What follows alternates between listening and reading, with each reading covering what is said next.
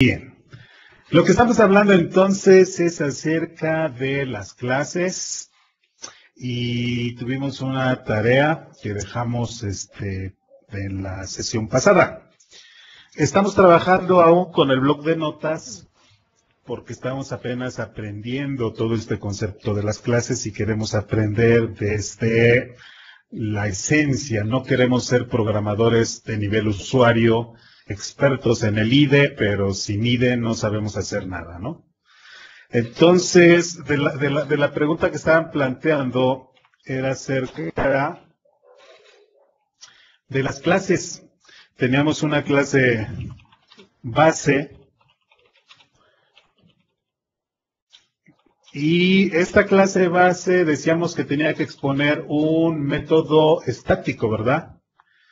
Entonces, hacíamos algo así como public static método 1. ¿Sí? Este sería un ejemplo de un método estático. ¿Sí? Este método estático, vamos a suponer, vamos a dejarle aquí, return, pero aquí necesitamos decirle qué tipo de valor va a devolver. Entonces le decimos return, soy el método. ¿Cuál sería el nombre de nuestro método? Como es estático, debe de ser base.m1, ¿no? Eso sería. Este sería un método estático. Ahora podemos intentar un método de instancia. Entonces, como es de instancia, en cualquier momento que alguien tenga una pregunta, sobre todo si no estuvieron en las clases pasadas, siéntanse con la confianza de preguntar. No va a haber opción posterior de que aprendan si en este momento no aprenden. Este es un método público, Miguel. no es estático, lo que significa que es de instancia, y se llama M2. Entonces aquí yo soy el método M2, ¿no? Sí, de la instancia de base. Hasta aquí ya tenemos nosotros una biblioteca. Esta es una biblioteca y le digo aquí salvar. ¿Cómo genero el assembly?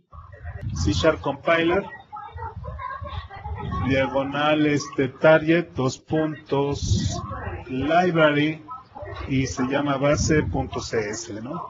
Compilamos y eso nos debe de generar nuestro archivo DLL.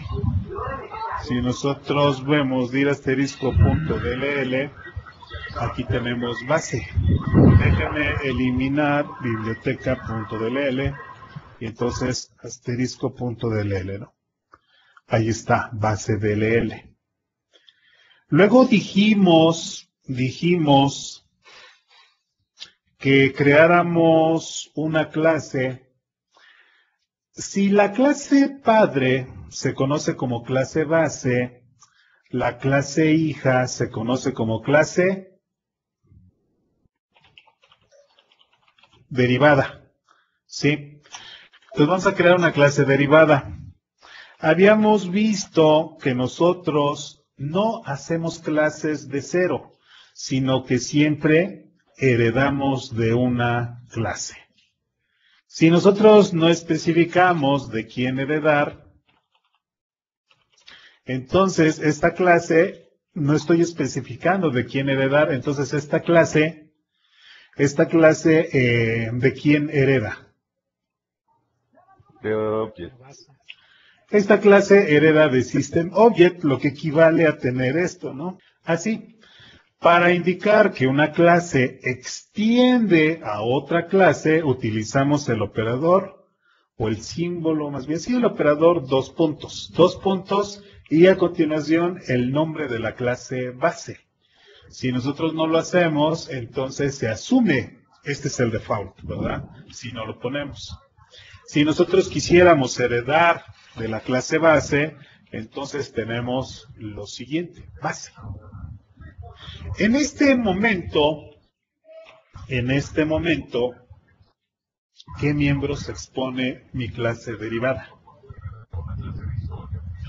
En este momento, ¿qué miembros expone la clase derivada? Los miembros de base. Los miembros de base, ¿no? De object.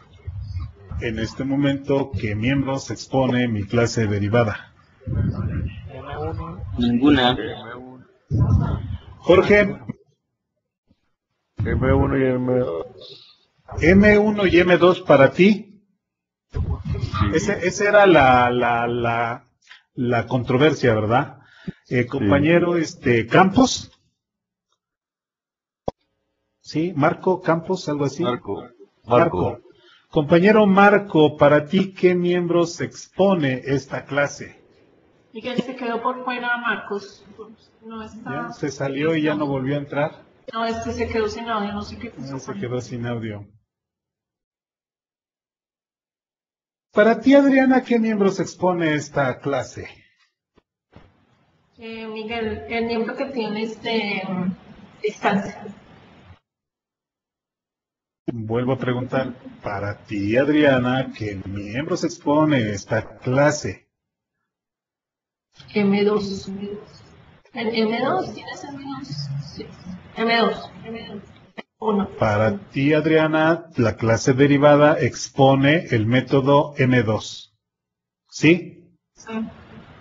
Para ti, Jorge, vuelvo a preguntar, para ti, Jorge, ¿qué miembros expone esta clase? M1 y M2. M1 y M2. Para ti, Juan. Todavía ninguna, porque no estamos haciendo otra referencia. Ok, para Juan, ningún miembro. Ok. M2. Veamos entonces, salvo mi derivada, y le voy a decir C# compiler, target library, y le digo derivada.cs. Y dice que base no existe. Ah, ok, no te preocupes, tengo que hacerle referencia, ¿verdad? A base del L. Repito, si lo que hago no lo entienden, esto ya lo explicamos antes, pero si alguien no lo entiende, con toda confianza puede preguntar. Entonces ahí tenemos nuestra dir_.dll, ahí tenemos nuestra derivada de LL, ¿no? Si yo le doy ILDASM derivada.dll, voy a poder examinar. Gracias a la metadata, ILDASM pudo detectar que hay un tipo llamado derivada. Este es un tipo de datos. Tenemos enteros, tenemos decimals, tenemos datetime, tenemos derivada, tenemos doble, tenemos small, etcétera, ¿no? Entonces aquí tenemos un nuevo tipo y esta derivada extiende ¿a quién? A la clase base. Tiene un constructor. Este constructor invoca ¿a qué constructor? El de la clase base. Al de la clase base. Exactamente, o sea, aquí está invocando al constructor de la clase base, ¿no? Este ILDASM base.dll también invoca a un constructor. Invoca al constructor ¿de quién?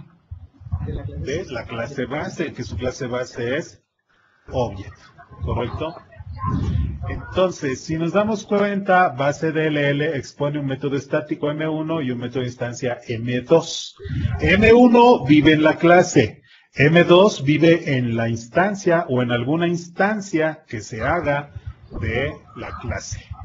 Y aquí estamos viendo que derivada, pues no tiene explícitamente implementado algún miembro. Sin embargo, está extendiendo a la clase base. Entonces, debe heredar ciertos miembros. Y eso es lo que preguntábamos, ¿verdad? ¿Qué cosa es? Vamos a ejemplificar ahora. Vamos a Miguel. ponerle- Sí, Si usted le da doble clic donde dice extend en la clase derivada, ahí presenta los dos métodos que vienen de la clase base, ¿o no? En el I. si le doy doble LHM. clic, dices, Ajá. no pasa nada. No lo abre. Ah, está bien, está bien. No, aquí sí existe la clase base, pero aquí no, nada más es como una directiva, es parte de la metadata, Ajá, ya lo vi. ¿correcto? Sí. Listo. Entonces, le decía yo, vamos a Notepad, ya tenemos un demo, creo que sí. Ok, no hay, listo. Ahora yo quiero crear un ejecutable. Entonces le voy a decir class demo. Ahí está. Si todo marcha bien, bueno, necesito aquí un método estático, static, Void main. void main. Listo. El Sí. main va con mayúscula, Miguel. Sí, lo que dice Jorge es correcto. Entonces quiere decir que yo puedo crear una variable de tipo derivada llamada D y puedo crear una instancia new derivada, ¿verdad? Y entonces yo podría hacer lo siguiente, podría darle un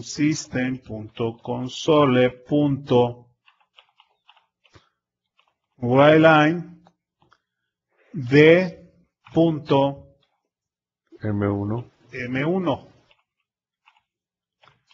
Y también debería yo poder hacer lo siguiente, ¿no? De punto M2 también. Ok. No, solamente de la que es instancia, de la que es estática no pueden hacer eso. ¿Qué se puede hacer?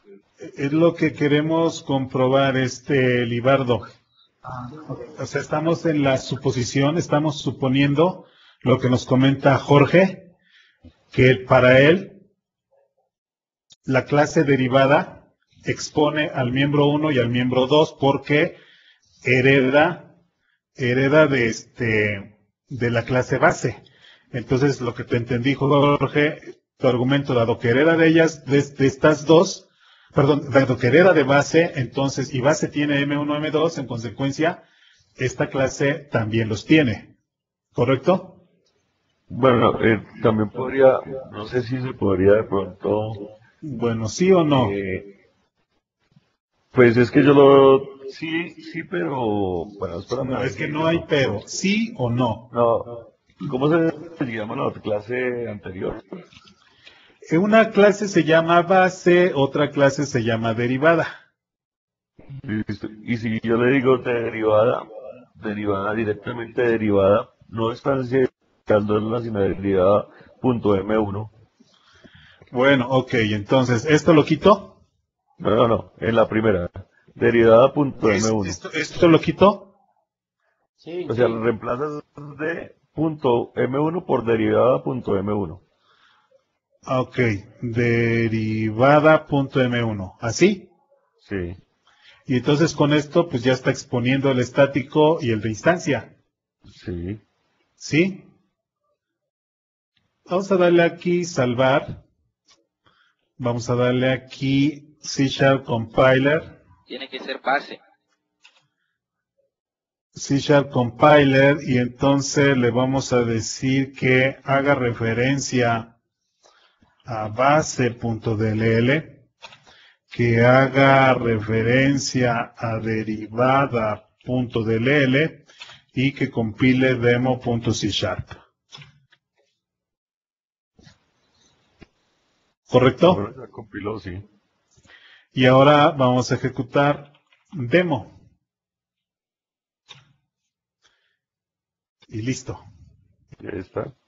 Pero tu pregunta fue muy clara, Miguel. ¿Cuántos métodos expone la clase derivada? Derivada. Por eso yo estoy accediendo a la derivada. Pues ahí está, estamos utilizando derivada. Es que yo el ejercicio lo hice de esa forma, por eso estoy seguro. Porque es que incluso la clase derivada expone muchísimo más, que son los de la Claro. object, el número del string, el... Los de System Object dispone mucho más. Es cierto.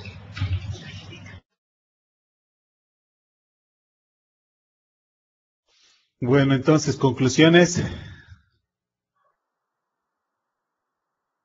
Yo digo que los expone porque pues al ver el ejercicio, y cuando yo hice el ejercicio, accedí así, no accedí directamente a la clase base, sino como está así puesta derivada, siendo estático sin instanciación, y el instanciación sí por el otro lado. Y fuera de eso, pues el que se había creado, ¿no? Adicional, o sea, eran 3. Correcto. Correcto. Bajo ese punto de vista, entonces, la respuesta de Jorge es correcta.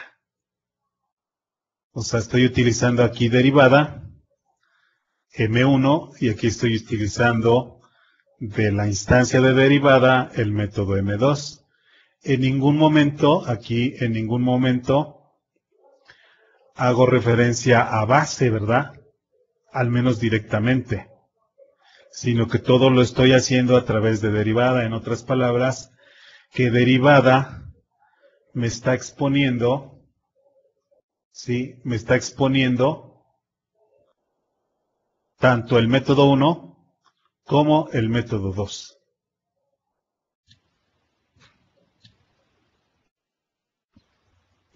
¿Preguntas? Listo. Yo, Miguel, Sí, mira, yo hice lo mismo, pero haz de cuenta que lo que está en derivada lo puse en la parte de abajo de lo que es base. O sea, estaba en un solo archivo, pero también Sí. me funcionaba. Sí. También es correcto hacerlo así, ¿verdad? sí. Ah, perfecto. Y otra pregunta, no Sí. supe cómo hacer lo que tú estás haciendo en el CMD. Sí. De que directamente en la carpeta en la que estoy trabajando, te podría invocar al constructor. Me acuerdo que era que con el pad, pero no recuerdo los pasos para que me haga ese proceso, pues. No No sé si entiendo, no entendí. cuando quiero compilar, Ah. estaba escribiendo toda la ruta. Sí, Entonces, yo estoy viendo que ahí tú lo haces directamente desde la carpeta PO. sí. Entonces, no sé si me puedes recordar cómo hacer para que me deje compilar desde mi carpeta PO. Sí, agrega la ruta de donde está el compilador a tu variable de entorno PAT. Mi compilador, ¿a dónde Sí. está? Ok. Sí, la ruta de tu compilador, agrégala a la variable de ambiente PAT. La sintaxis es con set o algo así, ¿verdad? No recuerdo, no tengo esa información. Sí, set espacio PAT igual porcentaje PAT porcentaje.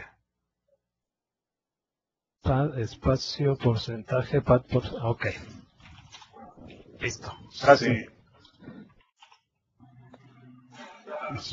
Vamos a ver aquí. Lo que pasa es que yo estoy utilizando la consola de línea de comandos que se instala con Visual Studio. Ajá. Entonces, pero si tú no tienes esa consola, si No, tú la estoy tienes buscando esa y no la consola, tengo. es que no tienes Visual Studio instalado. Ajá. Y entonces, si tú tratas de hacer C# Compiler, pues no puedes. Sí, tenía que escribir toda la ruta. Sí, entonces lo que tú puedes hacer es irte a System. En la ventana de System, si no me equivoco, te vas a Advanced System Settings. Es lo En mismo Advanced para System Windows Settings 7. te vas a Environment Variables. Ok. En Environment Variables, aquí puedes localizar la ruta PAT. Ok. Acá está PAT.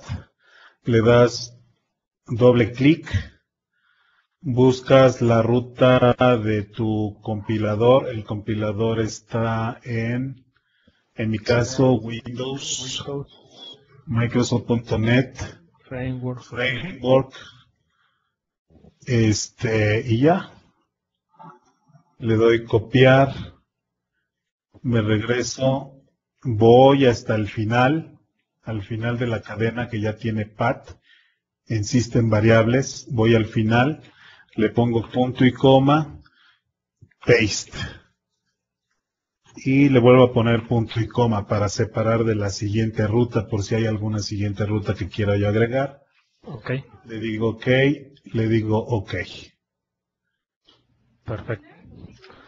A continuación, pues ya, si yo abro mi CMD, le digo C# Compiler, si todo marcha bien, ya encuentra el compilador.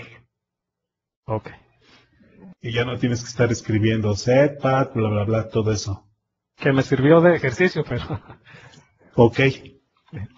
Y ahí está el compilador. Pero el ILDSM creo que está en otra ruta. Sí. Eso creo que está en C, Programs, SDKs. Entonces, si tienes la oportunidad, te De una vez. recomiendo que instales Visual Studio. Y te va a generar tu Developer Command Prompt, que lo que hace es, cuando se abre, ejecuta un script. Y ese script es el que establece el entorno, las variables de ambiente. Sí, de todo donde está. El developer viene nada más en la versión 2013 porque instalé 2010. 2010 ya pasó a la historia, así es que ya, Hay que actualizar. instálalo, tíralo, ya no sirve. Ok, Sí. Y sí, también viene en el 2010. En todas las versiones de Visual Studio viene la línea de comandos. Corríjame, no sé si en las versiones Express viene. Bueno, si alguien utiliza versiones Express, si No, me Miguel. quiere confirmar si Developer Command Prompt viene ahí. Lo que pasa es que ahora, inclusive yo tengo la 2013, la Professional, y Ajá. resulta que ahora hay que agregar la herramienta de herramientas, ahí hay una opción y uno hace algo parecido al pad para agregar la herramienta. Sí, o sea, ya viene instalada, ya nada más hay que agregarla. Ya no, o sea, ya no es como antes que tú dentro Pues de la acá carpeta la está encontrabas. Visual Studio Tools. Ah, no, dentro Acá del está Developer dentro de Command Windows Prompt y 7. le dices Pin to Start y listo. En Windows 7 sí no le aparece, ¿no te acuerdas que al comenzar el curso yo tuve ese problema? Cuando empezamos los sábados. Ajá, sí, en Windows 7 sí aparecía, correcto. Sí, en Windows Ujú. 8 ya no. Correcto. Listo. Bueno, dicho lo cual, entonces nosotros normalmente hasta aquí entonces hemos visto algunos conceptos de programación orientada a objetos. Y de programación orientada a objetos, pues hemos visto sin querer, hemos visto los constructores hasta este momento. Que valdría la pena que alguien me recordara qué cosa es un constructor.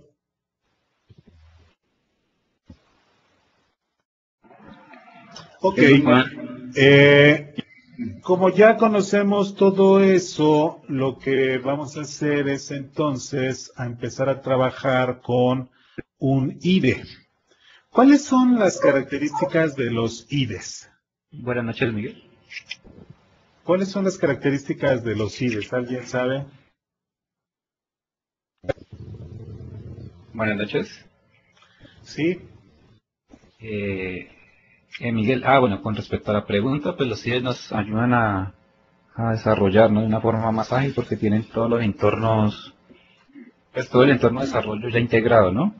Sí. No de pronto como los pasos que hemos hecho, que se va a un compilador, o haces comandos para adjuntar o anexar, digamos, referencias, ¿no?, librerías.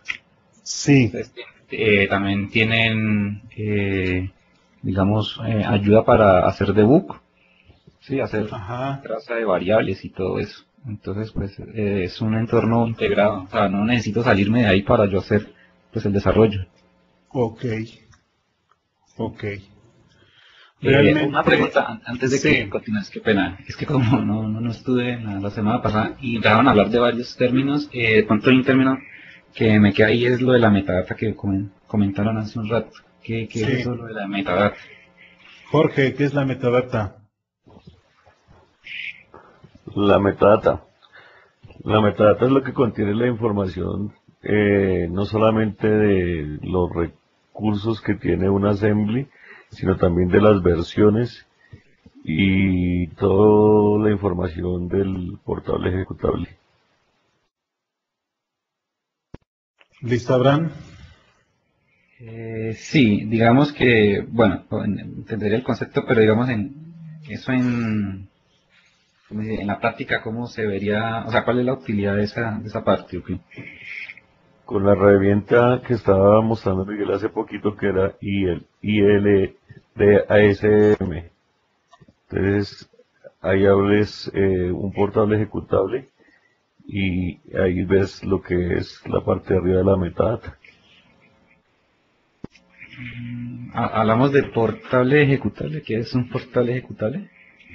Sí, es un punto .exe o un DLL. Un punto exe, compañero. Pero entonces, ¿qué diferencia lo hace con el ejecutable normal?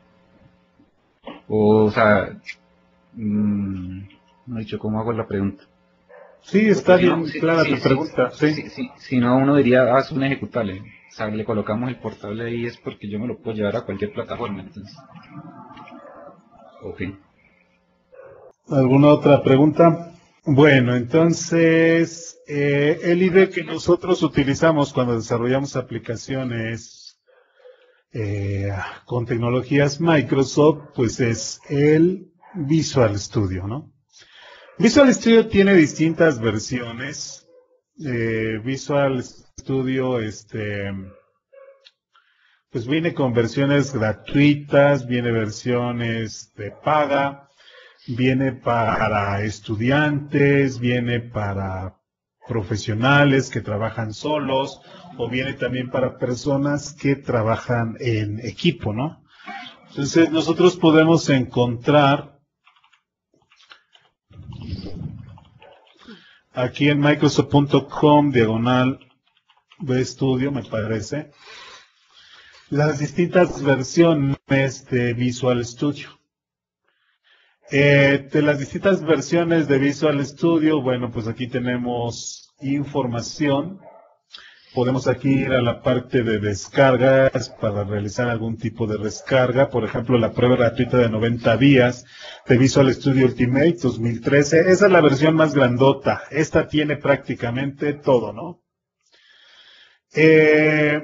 Si ustedes quieren trabajar en grupo, Microsoft tiene también otro producto que se llama Team Foundation Server. Team Foundation Server permite trabajar con un grupo de programadores. Cada quien hace lo que tenga que hacer y luego envían sus cambios al servidor, al controlador de versiones, Team Foundation Server, y obtienen los últimos cambios de otros usuarios, etcétera. Entonces, esta es una herramienta muy poderosa para trabajar en equipo.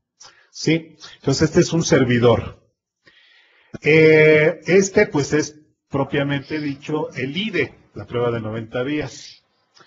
Pero como habíamos comentado, hay distintos productos.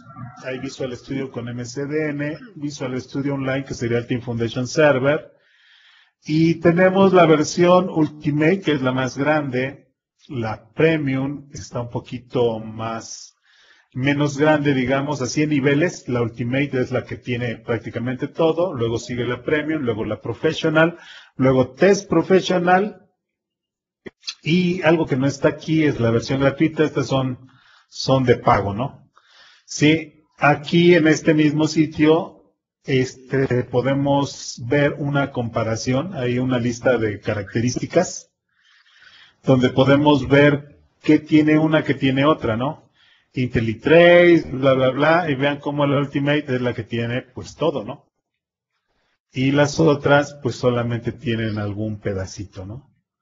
Sí. Pues aquí podemos ver en este cuadro todo lo que compone. Si ustedes no saben por dónde empezar, por ejemplo, si yo quisiera trabajar con Java, híjole, pues depende a quién le pregunte yo, me va a decir, este IDE te recomiendo. Entonces, no hay en sí algo que me diga en el mundo de Java, al menos lo que yo he trabajado, alguien que me diga, este es el bueno, ¿no? Sino que dependiendo la persona, cada persona va a tener su IDE preferido. La ventaja que tenemos con el desarrollo de aplicaciones.net es que no hay mucho de dónde elegir. El producto recomendado, el IDE recomendado es Visual Studio, ¿correcto? Si tuvieran ustedes que comprar un producto, bueno, primero, el Ultimate les decía yo que es para grupos desde pequeños a grandes. Aquí lo podemos ver como para grupos pequeños de desarrollo. Este sirve para los testers. Este sirve para profesionales que trabajan solitos. Si ustedes son desarrolladores aislados que trabajan por su propia cuenta, esta es la versión que les conviene. Y para los que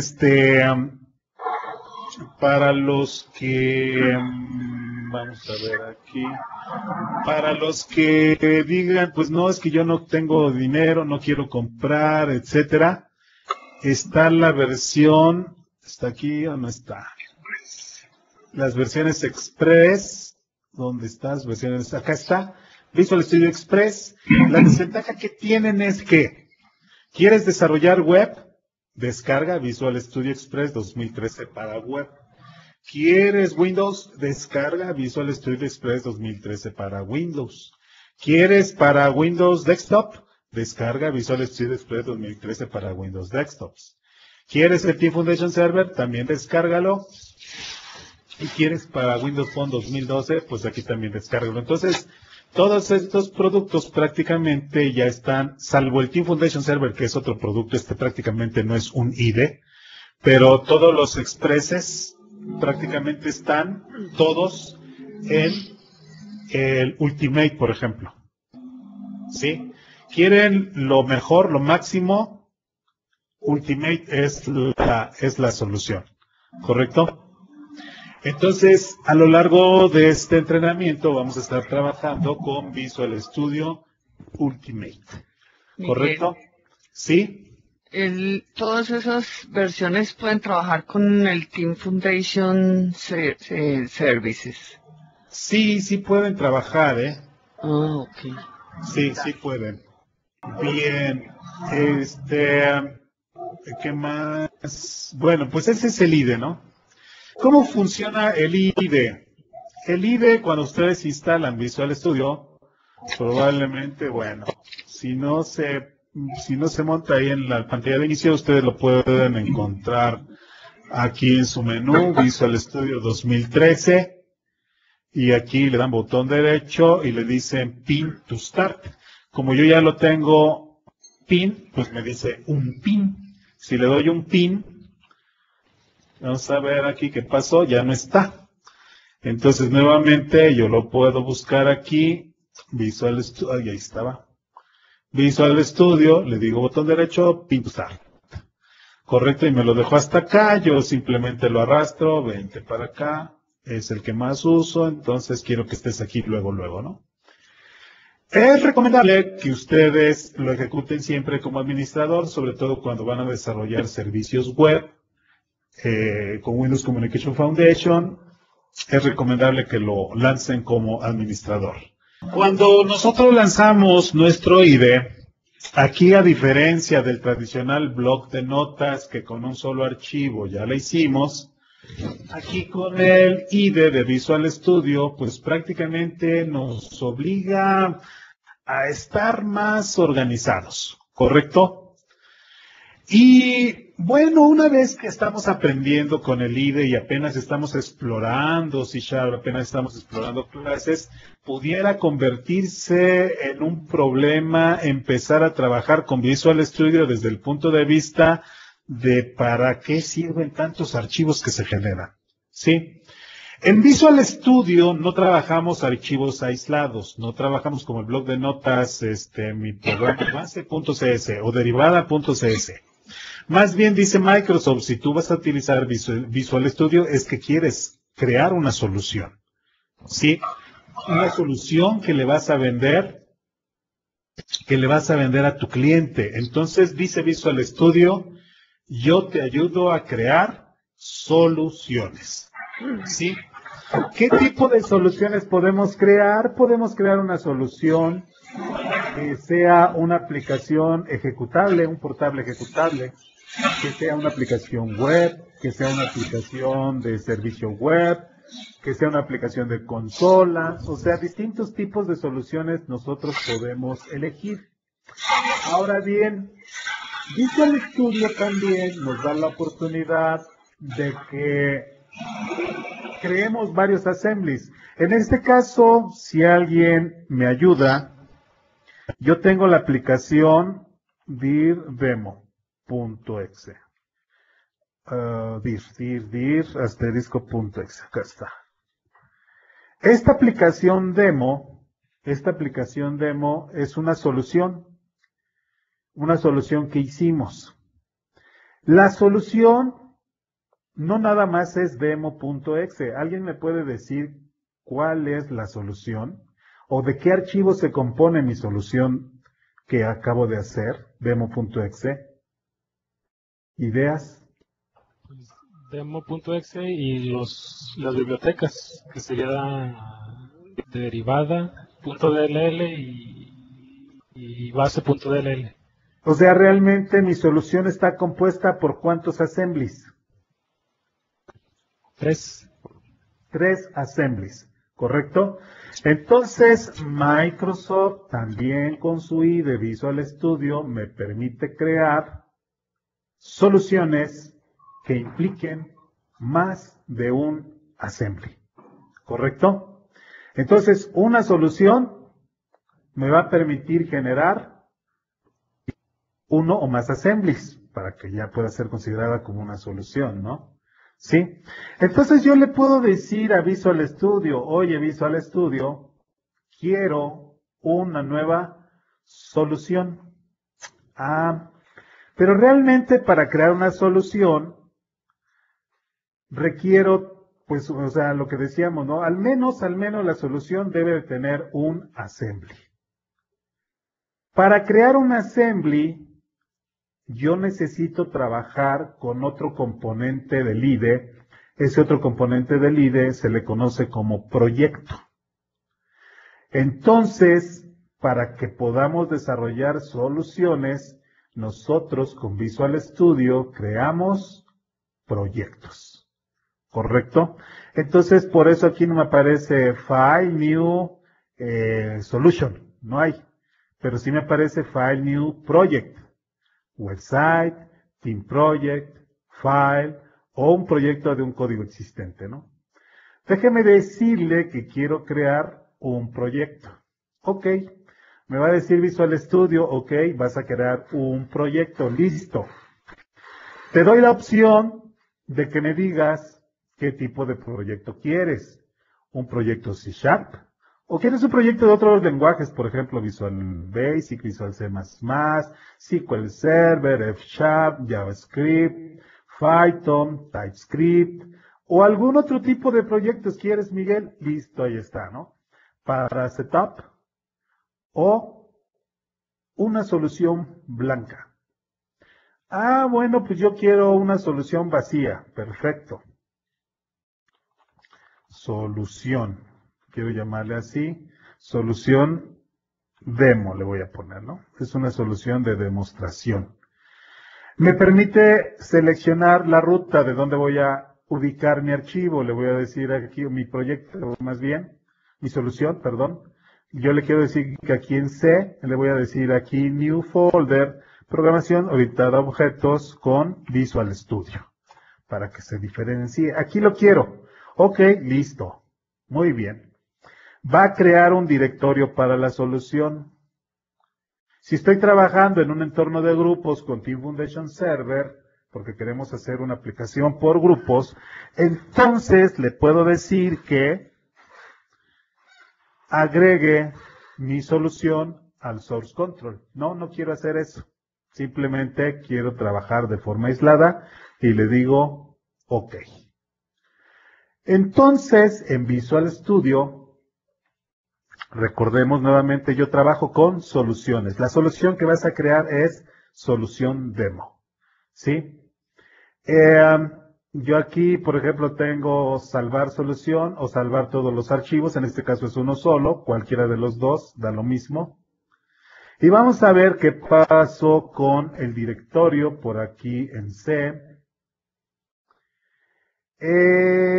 Donde lo puse, programación Visual Studio. Vean cómo se acaba de crear una carpeta para la solución. O sea, me obliga a ser ordenado, ¿no? Si recuerdan, yo aquí con el bloc de notas, pues sí, híjole, aquí tienes de todo, tu mi app.exe, mi app1exe, tu biblioteca, tu base, todo aquí lo tienes como un desorden. Pero con Visual Studio te obliga o te ayuda a ser ordenado. Aquí vas a crear una solución. Tu solución va a contener assemblies. Los assemblies van a estar acá adentro. Y este es el archivo de solución.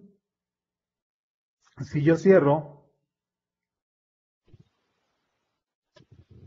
y quiero volver a trabajar, pues basta con darle doble clic al archivo de solución y entonces ya tengo nuevamente aquí mi solución, ¿correcto? Quiero crear una biblioteca, ¿correcto? La biblioteca me va a generar tradicionalmente un DLL, aunque puedo tomar un exe como biblioteca, pero tradicionalmente las bibliotecas son archivos DLL, ¿correcto? Entonces, si yo quiero crear un assembly como parte de mi solución, necesito agregarle al proyecto, necesito agregarle a la solución un proyecto. Entonces, le voy a dar aquí botón derecho, le voy a decir agregar un nuevo proyecto. Y vean cómo tenemos aquí, a ver qué tipo de proyecto quieres. ¿Una aplicación de consola? ¿Quieres una biblioteca de clases? Ah, pues aquí está lo que hemos hecho con el bloc de notas, nuestra famosa biblioteca. Aquí lo podemos crear, ¿sí? Entonces quiero crear la famosa biblioteca. Ok, ¿dónde lo vas a dejar? Ah, mira, dentro de esta carpeta la vas a dejar. Sí, ahí, porque ahí está mi solución. Entonces, voy a crear aquí mi biblioteca base. ¿Sí? Déjame ponerle aquí biblioteca base.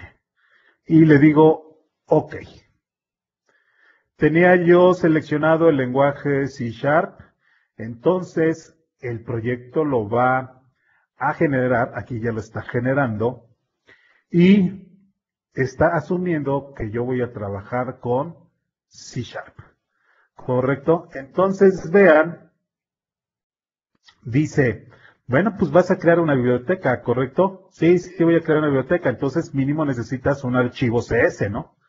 O sea, así como tenías aquí tu base CS, bueno, pues aquí está, mira, ya te ayudo. Ya te ayudo y se llama class 1. No, pero yo no quiero que se llame así, yo quiero que se llame clase base. Clase base. Entonces lo renombro y me dice, oye, ¿también quieres que renombre yo el archivo, aparte del archivo, quieres que renombre yo la clase? Sí, por favor. Listo. Entonces ahí tengo yo mi clase base. Visual Studio me empieza a obligar a ser ordenado. Entonces dice, mira, Miguel, te recomiendo que tus clases las pongas en su propio espacio de nombres, cosa que no hice aquí. Aquí no lo puse en su propio espacio de nombres, pero aquí C# me empieza a obligar. Me empieza a sugerir realmente, porque igual si yo quiero borro todo esto y no pasa nada, ¿no? Pero aquí me dice, Miguel, yo te recomiendo como buena práctica que pongas tus clases en su propio espacio de nombres. Y resulta ser que el espacio de nombres tiene el mismo nombre que el proyecto. Y resulta ser que el proyecto tiene propiedades. En las propiedades yo puedo ver el nombre del assembly que se va a crear. Fíjense, aquí está el nombre del assembly que se va a crear. Biblioteca base.dll. Si no me llegara a gustar el espacio de nombres predeterminado, aquí lo puedo cambiar. Pero dice, te sugiero, bueno, por algo le pusiste este nombre, ¿no? Pues entonces, pues yo te sugiero este espacio de nombres. Y voy a generar un class library. Esto es una T2 library. ¿Para qué versión del Net Framework? No, pues yo quiero sentirme muy importante, entonces me voy al último, 4.5.1. Ah, ¿quieres el 4.5.1? Entonces tengo que resetear tu proyecto. Sí, no hay problema. ¿Listo? Entonces, aquí yo ya voy configurando la versión del Net Framework que quiero utilizar. ¿Sí? Entonces tengo yo aquí mi biblioteca, Visual Studio ya me da más armas. Todo eso que le estoy diciendo se va a ir a la metadata. Aquí también, vean, hay propiedades. Esto se va a la metadata. ¿Cuál es la versión? El título del assembly, su descripción, su configuración, su compañía, su producto, el copyright, trademark, etcétera. Y mucha información, la versión del assembly. Todo eso va a formar parte de la metadata. Pero algo importante, Visual Studio, lo bueno o lo malo, como lo quieran ver, dice, Miguel, yo creo que vas a necesitar ciertos assemblies. Yo digo, ¿y tú cómo sabes lo que voy a necesitar? O sea, ¿por qué te atreves a sugerirme? Y bueno, pues me dice, te sugiero el Microsoft C#, te sugiero el System, te sugiero el System Core, te sugiero el System Data, te sugiero System Data, este es el Dataset Extension, te sugiero el System XML, te sugiero estos, ¿no? Pero yo digo, pues es que yo no creo necesitarlos, o sea, cuando hice mi archivo, mi biblioteca, no necesité ninguna referencia para simplemente le dije library y se acabó, ¿no? Entonces, ¿cómo está este asunto, no? Entonces, estos espacios de nombres sirven por si acaso yo los llegara a necesitar. Pero no, como preguntaba el compañero Jorge, oye, ¿y esos assemblies se copian con el assembly final? No, no se copian. O sea, no pasa nada con ellos, ¿no? Pero de manera predeterminada, esta plantilla de proyecto ya tiene estos assemblies y también cada archivo viene con sus using, ¿correcto? Probablemente ninguno de estos necesite, pues entonces lo mato, ¿no? O sea, no quiero. O yo puedo hacer lo siguiente también, le puedo decir aquí, a ver, Visual Studio, ¿sabes qué? Organízame los using y remueve los using que no utilizo. Ah, pues no utilizas ninguno. Voy a dar Control Z y los regreso. ¿Correcto? Entonces, cuando uno está aprendiendo y se mete con Visual Studio, surgen preguntas por todos lados. ¿Qué es eso de namespace? ¿Qué cosa es eso del using? ¿Qué cosa es eso de las referencias? ¿Qué cosa es eso de las propiedades? Etcétera, etcétera, etcétera. Aparte de qué cosa es el proyecto, qué cosa es la solución. Entonces, por eso cuando yo empiezo a enseñar C#, empiezo con mi blog de notas para que la gente no tenga, o tenga el mínimo de preguntas, que no tenga cosas que le estorben su aprendizaje. En este momento nuestro avance ha sido muy ya con mucho tiempo y quiero pensar que ya todos ustedes entienden cada uno de los elementos que les estoy mencionando. ¿Correcto? Quiero compilar. Déjenme aquí, yo quiero mostrarles lo que sucede cuando compilan y aquí tenemos la ventana de salida, View Output. Esa ventana de salida me va a mostrar ahí por ahí información, déjenme limpiarla. Y para compilar tu proyecto, le vas a dar build para que se compilen los últimos cambios que hayas hecho. Rebuild para que se compile todo, hayas modificado o no hayas modificado, se compila. Clean para que te borre todo lo que se haya compilado. Le voy a dar build. Ahí está build. vean cómo se está aquí, empieza el proceso. Aquí ya se compiló y me dice que se compiló uno exitosamente, fallaron 0 y todo está bien, ninguno se saltó, listo. ¿Y qué me generó? Me generó en C, directorio, solución, proyecto, carpeta bin, subcarpeta de depuración y aquí está el archivo DLL, ¿no? Realmente lo que nosotros hacemos con C# compiler diagonal T library es generar esto y lo genera en el mismo directorio, pero aquí Visual Studio dice no, aquí está tu proyecto. Dentro de tu proyecto, aquí están los famosos OBJ. ¿Alguien no recuerda estos OBJ? Perfecto, todos los recuerdan. Y dentro aquí del bin tenemos dos opciones. Compilar el assembly y poner la información que me permita depurar. Esto es trazar línea por línea. O bien ya la versión final limpia para entregar al cliente aquí. De manera predeterminada se crea una versión con basura, con información de depuración, que me va a permitir trazar línea por línea. Es esta. Cuando yo ya esté listo para mandárselo a mi cliente, debo generar esta versión, la versión release. ¿Correcto?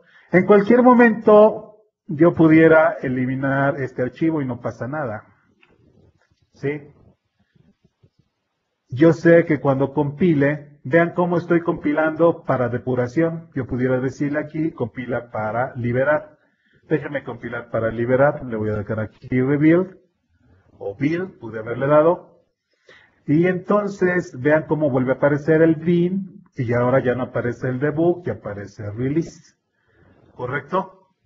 Entonces aquí está mi biblioteca base. Listo. Yo puedo borrar, lo puedo dejar ahí, no hay ningún problema. Puedo generar la otra versión de depuración porque mientras estoy desarrollando quiero ir depurando. Y entonces le digo aquí build. Nuevamente me voy acá, bin. Vean cómo ya está la versión de depuración y ahí está también mi biblioteca. ¿Correcto? Entonces aquí tenemos biblioteca y aquí tenemos el release. ¿Listo? Nuevamente, cuando yo ya hice mi biblioteca, perfecto. Véndeselo a tu cliente. Biblioteca base DLL. Y tú quédate, pues, con tu puro código fuente. Quiero subirla o quiero llevármela por USB para seguir trabajando en mi casa. ¿Qué me tengo que llevar? No únicamente una persona, muchas personas han cometido el error. Y entonces les digo, envíenme su solución, por favor, para que yo pueda probar. Y entonces lo que me envía la gente es este archivo. Y obvio, pues este archivo es el puro archivo, que lo único que te dice es qué cosa contiene la solución. Y aquí dice que la solución tiene un biblioteca base. ¿Sí? Pero este archivo no tiene lo necesario. O sea, realmente me deben de enviar también ¿sí? Y luego aquí tenemos el archivo de proyecto. Este archivo de proyecto, si yo lo abro aquí, tiene información de qué archivos tiene. Y aquí debe de estar mi class 1. La clase base, por aquí, por algún lado debe de estar. Property Group, Item Group. Aquí tenemos las referencias. Output, aquí están también las rutas. Veamos las versiones. Y pues prácticamente aquí tenemos toda la información necesaria para poder compilar o construir nuestra aplicación. ¿Correcto? Bien, entonces pues esto es de lo que tenemos. Y si ustedes quieren entonces llevarse su máquina, aquí está por ejemplo la clase, si ustedes quieren llevarse su solución a otra máquina, pues lo que pueden hacer aquí, vamos a suponer aquí tengo el bin, tengo el debug, tengo release, acá está, ¿no? Vamos a ver aquí, yo puedo eliminar esta carpeta bin y OBJ, ¿sí? Eso los puedo eliminar y ya sé que yo aquí, por ejemplo, los puedo reconstruir fácilmente. Entonces, para que no me lleve yo basura, puedo yo aquí, vean cómo le di clean y se limpió. Aquí le di clean a la versión de bug, se limpió, ¿no? Le doy clean a la versión de release y también se elimina, ¿no? Entonces, o la otra opción es, ya me lo quiero llevar y no quiero que ocupe porque ya no tengo espacio en mi USB. Entonces, bórralos, nada más. Todo lo demás lo vas a requerir, así. Entonces, puedes llevarte toda la carpeta de tu solución. Entonces, si se dan cuenta, está todo bien ordenado, ¿correcto? Entonces, resumiendo, cada proyecto representa un assembly. Entonces, aquí en mi clase base, ya puedo ponerle yo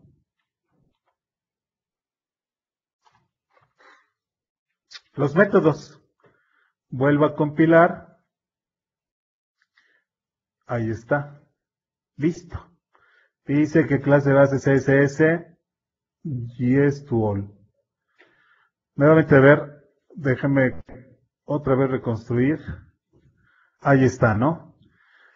Entonces, cada proyecto representa un assembly.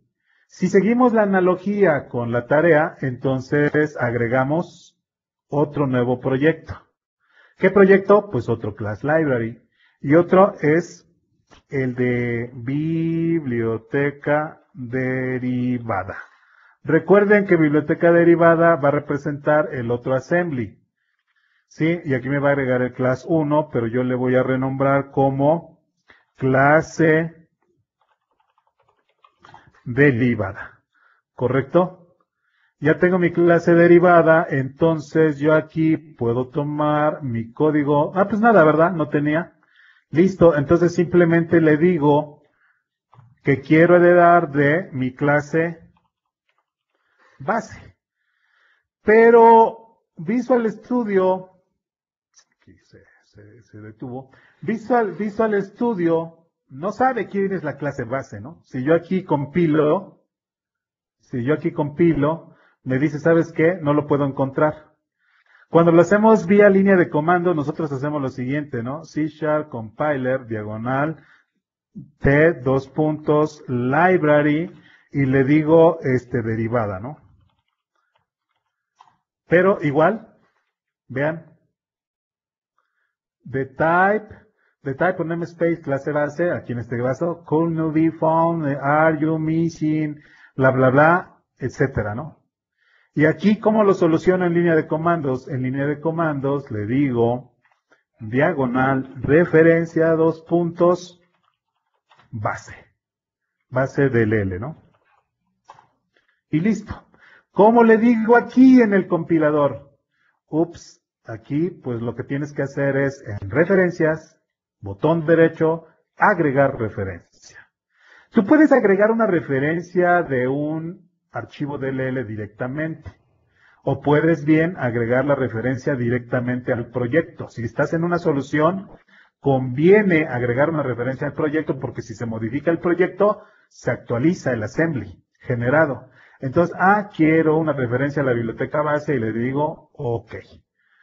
Vean cómo aquí tengo mi referencia, pero me está marcando aquí un warning.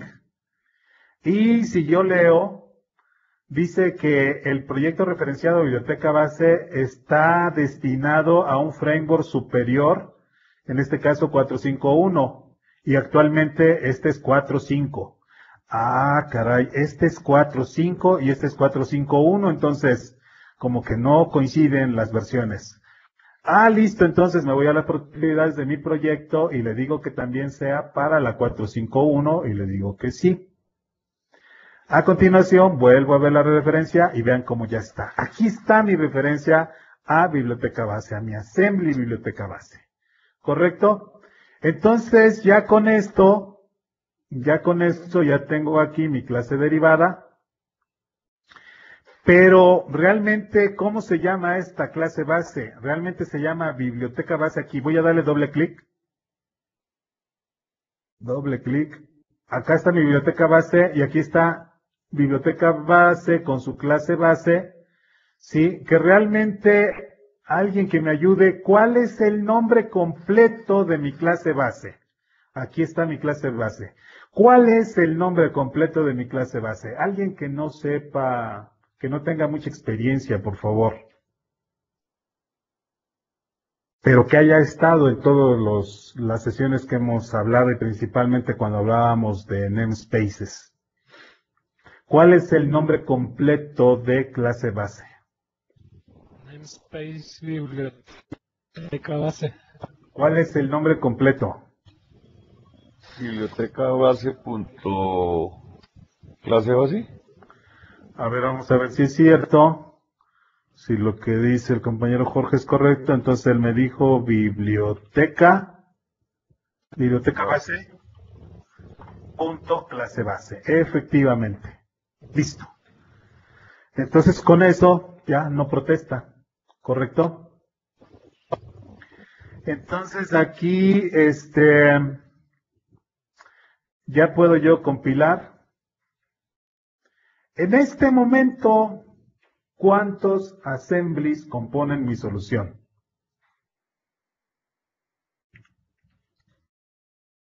Dos assemblies, el assembly de biblioteca base y el assembly de biblioteca derivada.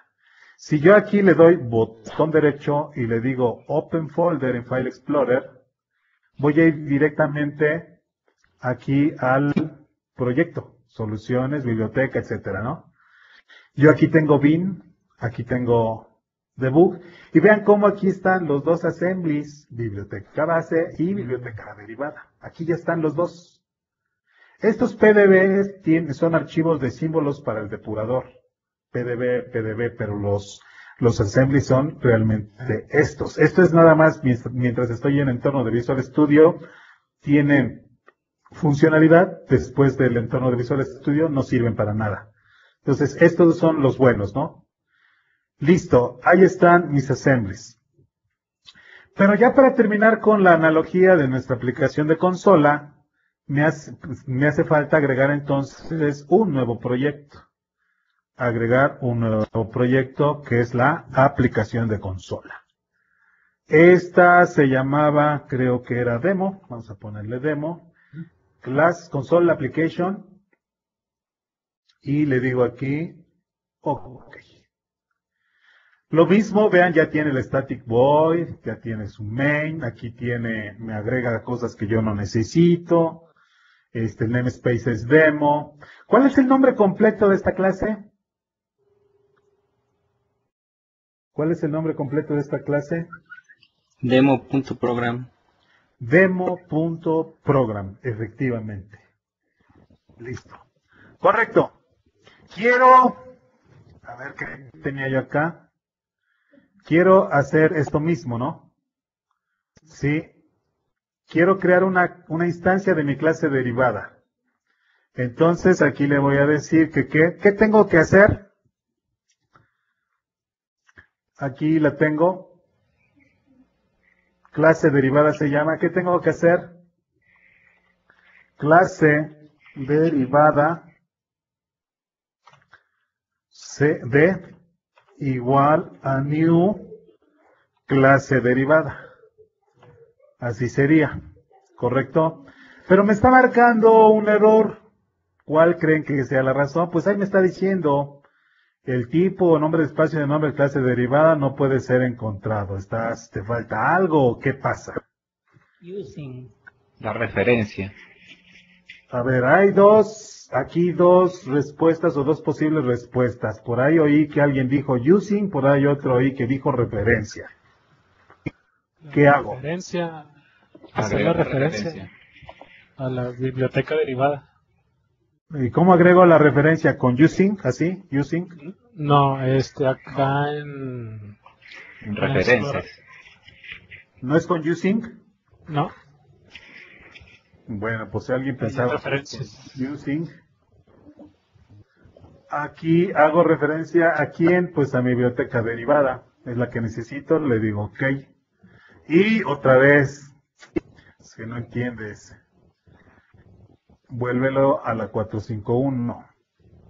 De hecho, cuando creé el proyecto, cuando nosotros creamos un nuevo proyecto, déjenme aquí decirles, nuevo proyecto, aquí tengo la opción de seleccionar de una vez, para que no me esté pasando eso, pero el default aquí lo tengo en 4.5, ¿no? Listo. Ya lo volví a las 5, entonces, vámonos a Program. Me sigue marcando error, ¿qué pasó? Falta hacer el using. Me falta hacer el using o... utilizar todo el nombre. Bueno, yo voy a utilizar características del IDE, me voy a posicionar aquí y voy a presionar la tecla control y punto. Y entonces me dice, Miguel, te falta el using, o te falta que le escribas biblioteca derivada, o bien crear una nueva. No, yo no quiero crear nueva, ni quiero que me pongas biblioteca, yo quiero que agregues el using. Listo. Y entonces automáticamente ya me agrega el using, sin que yo te diga, ¿no?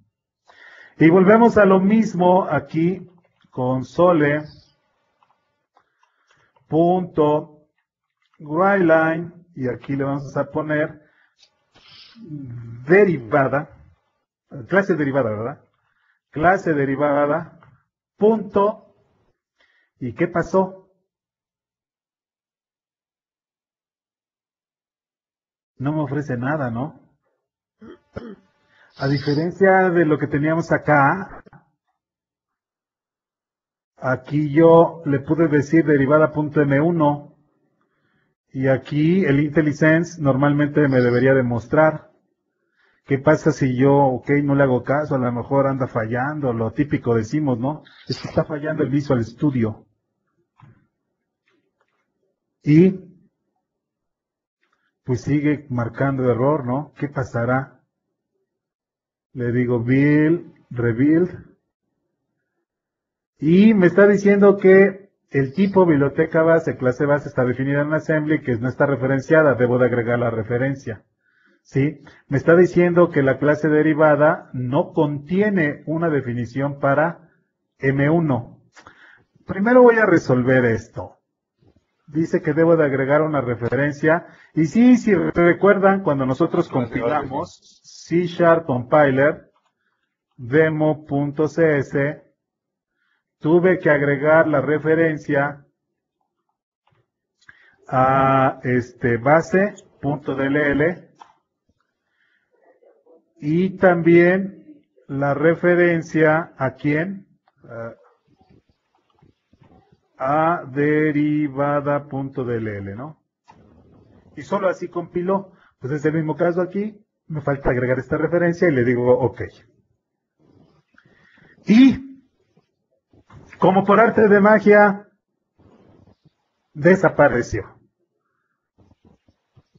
Entonces ahora vean, clase derivada está exponiendo este miembro M1, ¿correcto? Pero también clase derivada, console.writeline, está exponiendo al otro método, al M2. ¿Sí? En otras palabras, que a través de la clase derivada puedo acceder a dos miembros. Entonces, clase derivada expone dos miembros, M1 y M2. ¿Correcto? Si nosotros ejecutamos, aquí la parte interesante, bueno, también aquí yo le puedo dar build. ¿Listo? Puedo compilar todo al mismo tiempo. Ahí está. Se han generado 3 assemblies. Yo también aquí desde Visual Studio puedo ejecutar, pero ¿cuál assembly es el maestro? ¿Cuál assembly es el portable ejecutable? El assembly portable ejecutable es demo. Entonces demo debe de ser establecido como el proyecto de inicio. Vean cómo su color cambia y ahora se pone en negritas, el nombre se pone en negritas, en comparación de los otros proyectos. ¿Sí? Vean, está en negritas. Si yo ejecuto, va a lanzar la línea de comandos y la va a cerrar. Aquí con esto ejecuto. Vean cómo se va a abrir la línea de comandos y se va a cerrar. Ahí va, ahí va. Ahí va, ahí va, ahí va. Ahí está, se abre y se cierra. ¿Correcto? Yo le puedo decir aquí, oye, espérame, porque no me dejas leer. Entonces le puedo decir console.readline. Que espere un enter, ¿no? Y entonces le puedo dar aquí. Y soy el método base M1, soy el método M2 de la instancia de base. Los mensajes que pusimos. Con esto entonces hemos visto cómo utilizar el entorno de desarrollo integrado de Visual Studio para crear nuestras aplicaciones. En Visual Studio trabajamos con soluciones. Una solución se compone de proyectos. Cada proyecto representa un assembly. La solución completa, en este caso, está compuesta de 3 assemblies. Si yo le digo botón derecho, abre con el explorador de archivos y me voy a la carpeta bin, debug, aquí está biblioteca base, biblioteca derivada y demo.exe. ¿Sí? Estos archivos que tenemos acá, me los puedo borrar. Aquí lo tiene atrapado, Visual Studio. Entonces no voy a poder borrarlo, ¿no? ¿Sí? Este es el que utiliza Visual Studio para depurar, realmente. Entonces, ¿qué le llevo a mi cliente? A mi cliente le voy a vender esto. ¿Qué me llevo para mi otra computadora? Bueno, te recomiendo que le des Clean Solution. Sí, con el Clean Solution, pues eliminas aquí tus assemblies. Bien, ya se eliminaron. Y entonces ya llévate, pues prácticamente toda la solución. Sí, en este caso sería llévate esta carpeta, send to USB, ¿no? Y ya. No te vayas a llevar únicamente esto porque entonces te vas a tener que regresar a tu casa por los demás archivos, ¿eh? O sea, es todo esto lo que compone nuestra solución. Las personas que ya conozcan de Visual Studio, pues esto ya lo conocen. Las personas que no conocen Visual Studio, muy probablemente puedan tener muchas preguntas. Y entonces, para cerrar nuestra sesión de hoy, cerramos con las preguntas que puedan tener. ¿Alguna pregunta? Sí, Miguel, Marco, buenas noches. Adelante. Primeramente, disculpadme porque tenía problemas con audio y tuve que salir y volver a entrar. Y no estuve en el ejemplo del tema de la pregunta de cuántos metros se pone en la clase. Entendí que, por lo que me dijo Jorge por chat, que eran 3. Me queda la duda de por qué 3. Porque cuando tú expones, como el ejemplo que está mostrando, clase derivada, que el objeto D instanciado de esa clase derivada, cuando pones ese D punto, se muestra solamente, o se expone solamente 2 métodos, que son el propio de la clase D y de la clase base, que es no estática. Sí. Por eso era mi respuesta 2. Quería que me aclararas eso, porque creo que entendí que la respuesta era 3. Si tú a la clase derivada le expones un método adicional, dijimos que expusiera, ¿no? Public string M3 return método M3, ya se parece más a la tarea, ¿no? Entonces, aquí, si nosotros, por ejemplo, vemos que expone la pura clase, podemos decir que expone solamente un método, el método estático que heredó de su clase base. Correcto. Si lo vemos desde el punto de vista que expone la instancia de la clase, entonces aquí podemos decir método 2 y método 3. Dos métodos. 2 métodos. Correcto. Si lo vemos desde el punto de vista de la suma entre miembros estáticos y miembros no estáticos, la respuesta sería 3. Ok, pero la pregunta era, ¿cuántos métodos expone la clase que hereda métodos de instancia? Ok, Por eso métodos de indicaba instancia, correcto, 2. Por eso, la pregunta era, ¿cuántos métodos de instancia expone la segunda clase? Ok, Yo contesté 2. 2 es la respuesta 2. Ok, porque como tú bien lo dices, cuando son métodos en general, obviamente son 3. Sí, Pero si son correcto. instancias, son 2. Pero la pregunta era cuántos métodos expone la segunda clase. No hablaba de ni distancia ni estática. Que indicaba que en la pregunta creo una clase que herede la clase de biblioteca y que exponga un método de instancia. Que permite poner- y luego dice, ¿cuántos métodos me pone esa clase? La segunda clase. Claro, la segunda clase. Exactamente. Pero dentro de la segunda clase estaba exponiendo métodos de instancia. Bueno, yo lo enfoqué de esa manera. De Correcto. repente el enfoque porque obviamente va a ayudar más genérica. Correcto, digamos, Pero- para resumir, digamos, este asunto, una instancia de la clase expone 2 miembros y la clase misma expone un miembro, el miembro estático. El total Correcto. el total de miembros que expone entre estáticos y no estáticos es de 3. Que con eso aplica lo que respondió Jorge y también aplica lo que tú comentas, Marco. Ok. ¿Listo? Una pregunta más. Sí. No entiendo, o quizás el concepto me lo podrías indicar, de lo que es un assembly. Entiendo yo que el assembly se genera por cada proyecto que se cree en una solución. Correcto. Y también te entendí y de lo que hablaste es que cuando hacías un clear solution en el build, se eliminaban los assembly para que tú puedas llevarlos y llevarlos a otra PC. Pero exactamente, si me podrías aclarar, ¿qué es un assembly? Un assembly es un archivo que generan los compiladores de .NET.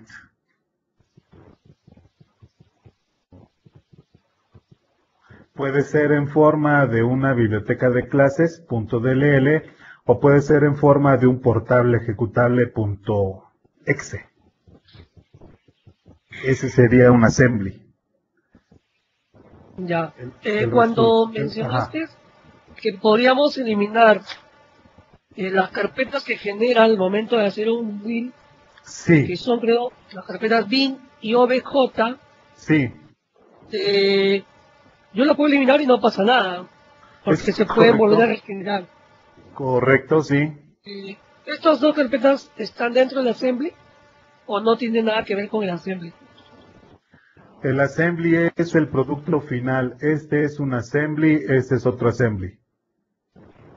Si nos vamos a demo, ay, aquí yo veo un assembly, otro assembly, otro assembly, y este que utiliza Visual Studio, otro assembly. Esos son los assemblies. Este y este. 4 assemblies. Vale decir que entonces en una solución no solamente existe un assembly, sino hay varios. Una Lo que solución estoy está mostrando. compuesto por uno o varios proyectos. Cada proyecto representa un assembly.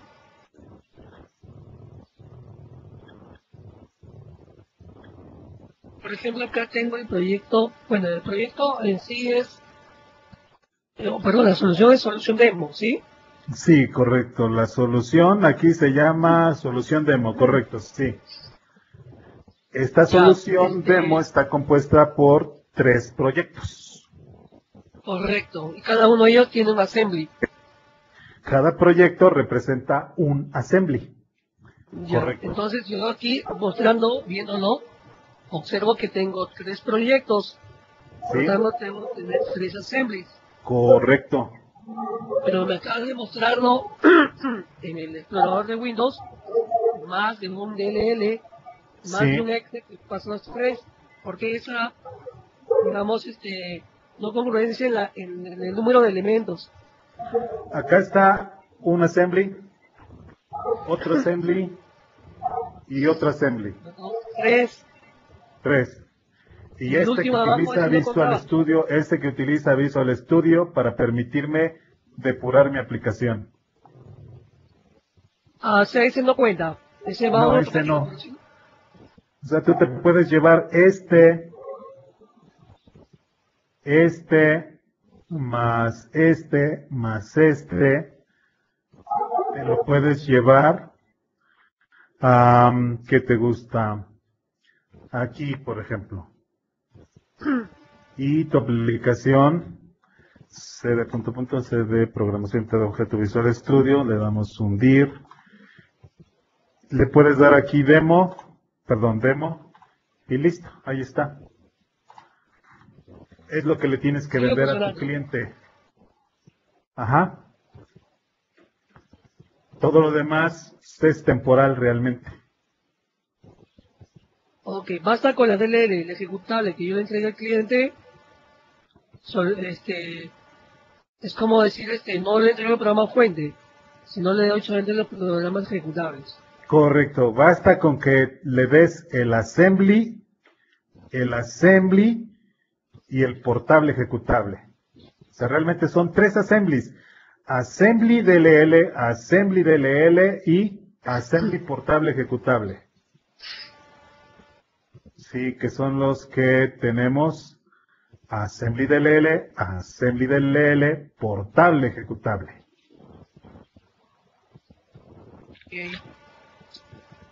¿Correcto? Ok, Miguel. gracias Miguel por la explicación.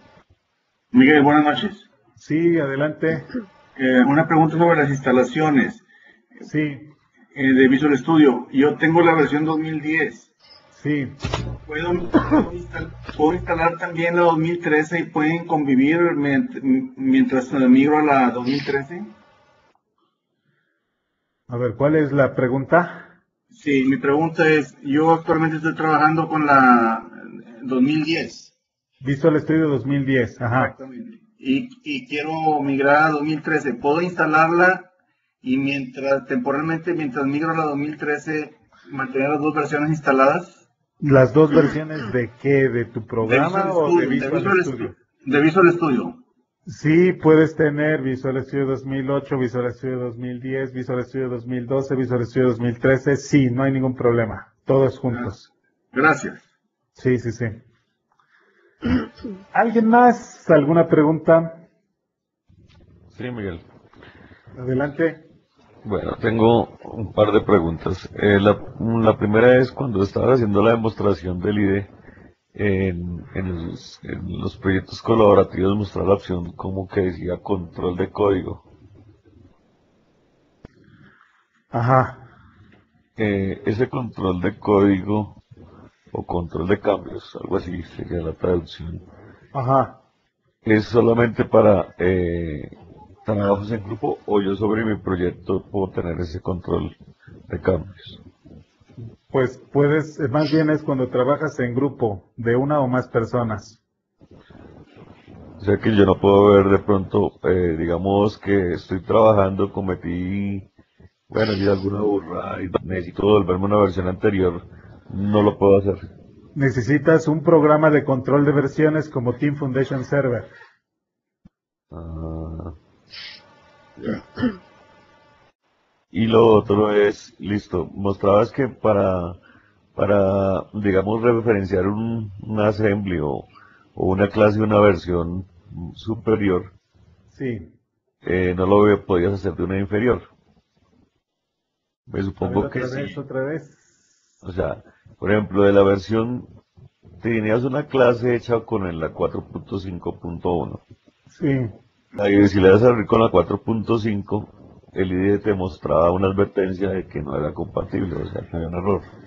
Sí, que había algo inconsistencia porque estás utilizando una versión superior en una inferior. O sea, esa no la puedo utilizar, no puedo utilizar una superior desde una menor. Déjame bajarme otra vez aquí, ya me bajé. Déjame darle rebuild. Entonces obtienes aquí estos mensajes, ¿no? Pero eso es como advertencia o es un error que no me deja Realmente continuar. no creo que se haya generado el assembly. Vamos a ver aquí. Open in folder. Nuevamente vamos a darle clean. Vamos a asegurarnos. Bin debug. Aquí está el de host nada más, ¿no? Los de Visual, sí. Vamos a darle rebuild.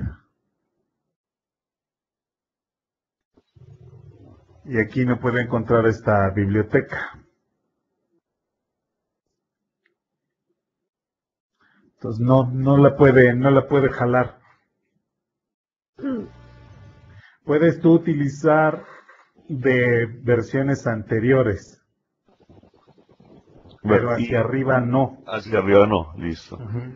Y ¿hay algún problema de rendimiento o alguna desventaja? Porque generalmente cuando uno tiene una solución, por ejemplo, en este momento, si tuvieras una de 2008, cuando tú intentas abrir esa solución, él te empieza a hacer como una migración, ¿cierto? Te dice que convertirlos Sí, correcto, sí. a la nueva versión. Ujú. Si yo tengo algunas clases con el framework 3.5 o 4, Ajá. ¿hay algún problema con que yo haga referencia a esas clases en cuanto al rendimiento o alguna desventaja para un proyecto? Eso es muy particular, o sea, puede que sí, puede que no. Pero sería recomendable siempre actualizarlas al último, digamos, a la última versión del framework. No necesariamente, la regla es si tu aplicación está funcionando muy bien en la versión actual, déjala así. Esa sería la regla. Si tu aplicación funciona en la versión actual, aunque esté vieja, así déjala. Listo, Miguel, gracias. Sí.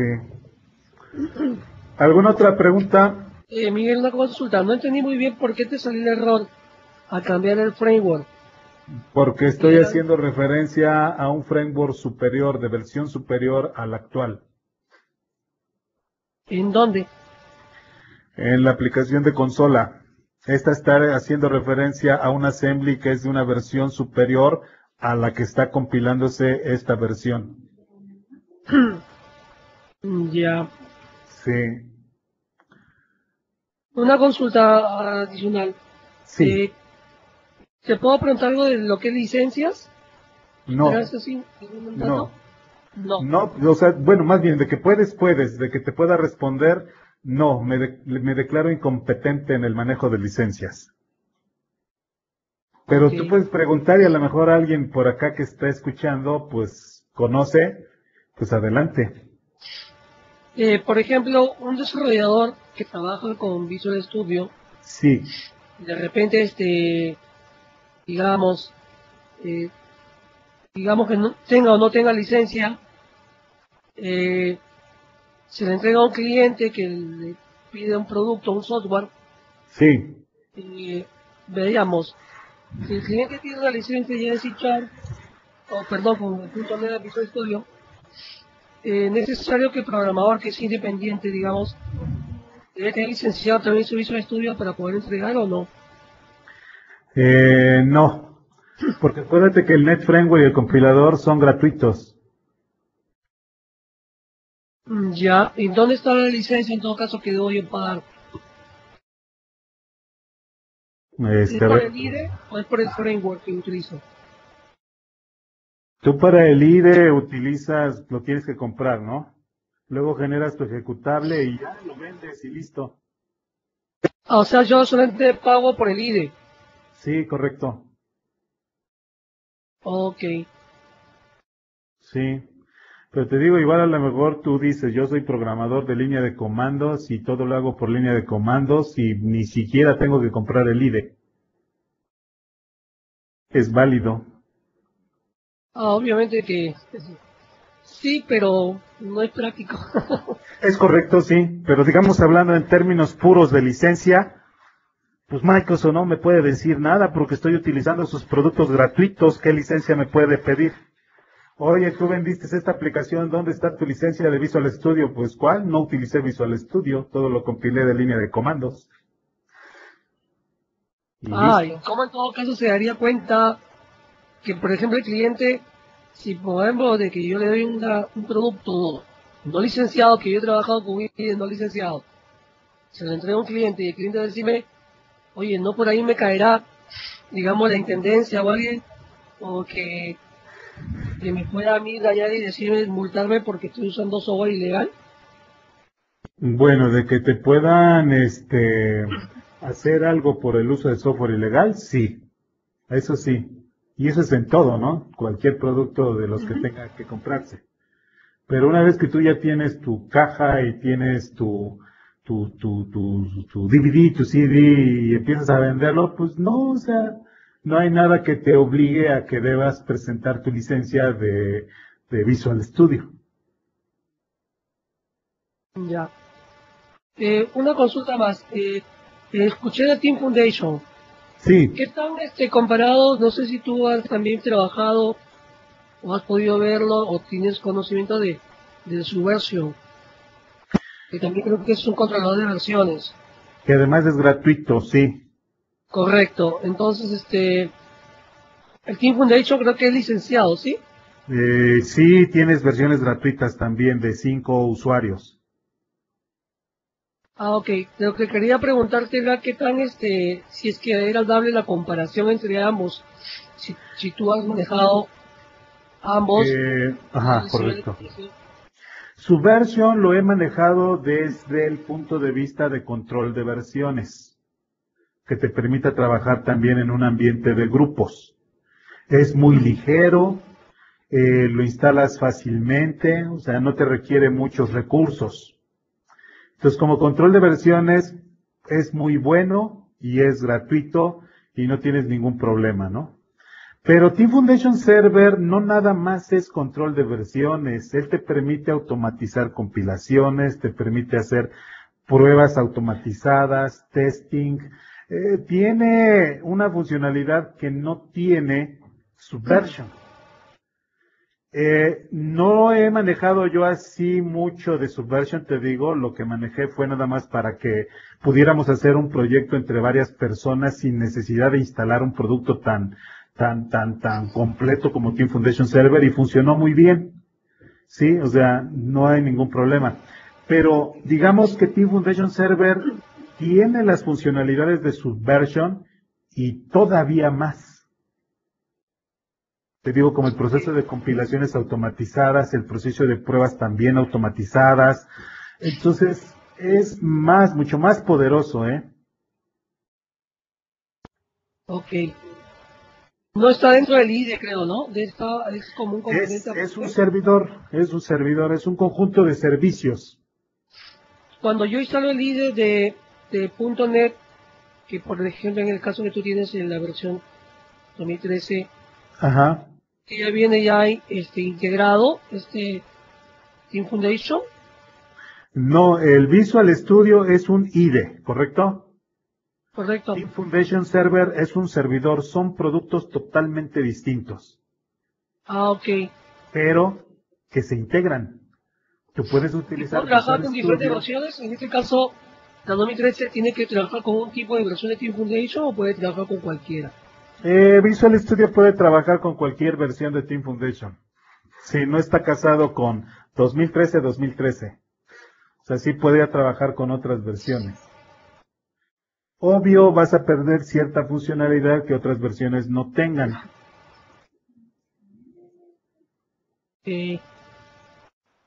A final de cuentas, con Visual Studio se le integra otro producto adicional que es el Team Explorer.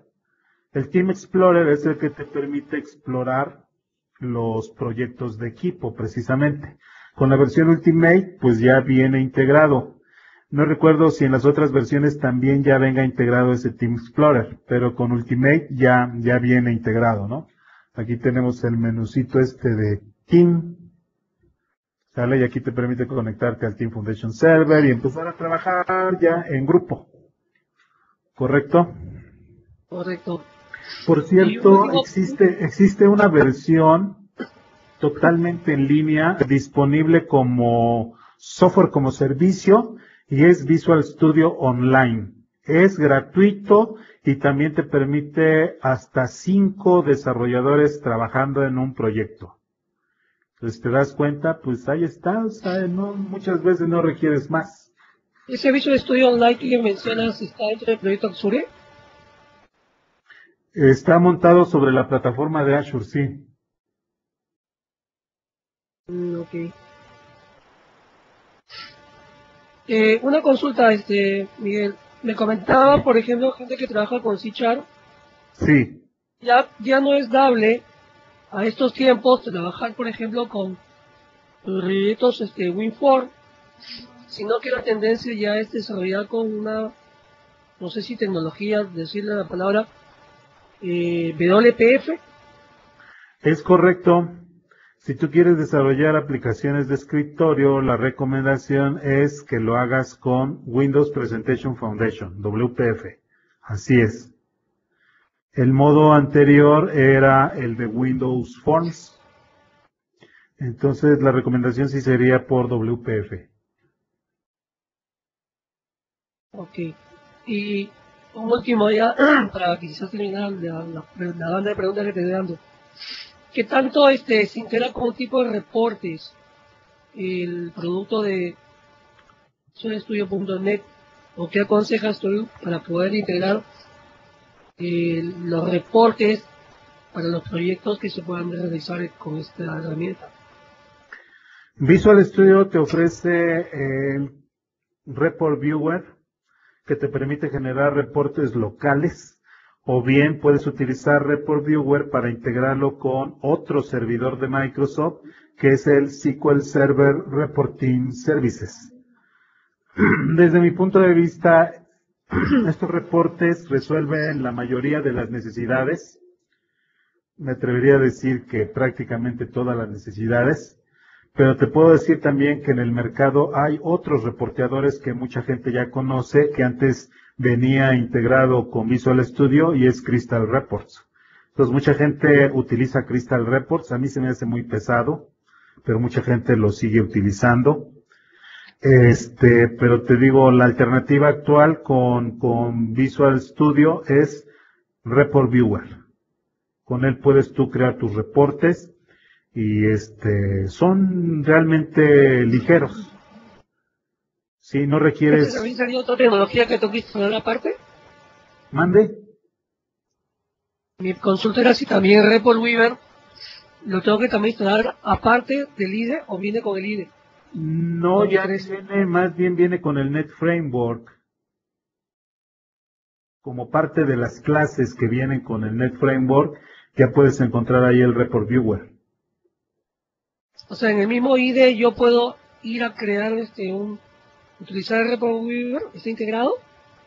Es correcto, lo puedes agregar como un nuevo elemento. Sí, Okay. de hecho, un proyecto, aparte de que tenga clases, puede tener diversos elementos. De los elementos, para reporte, aquí tenemos este sería un reporte y aquí sería el reporte, pero con un wizard. Y para mostrar estos reportes utilizas el Control Report Viewer. Okay. Ok, muchas gracias, Miguel. Muy bien. Sí, Víctor. Acá puedes compartirles, el otro día estábamos haciendo un videíto justo para instalar el Report Viewer en el SQL. Tienen instalado el report server. Ajá. A ver, fíjate, por favor, va a pasar por ahí. Están interesados en cómo instalar el Report Viewer. Acá está.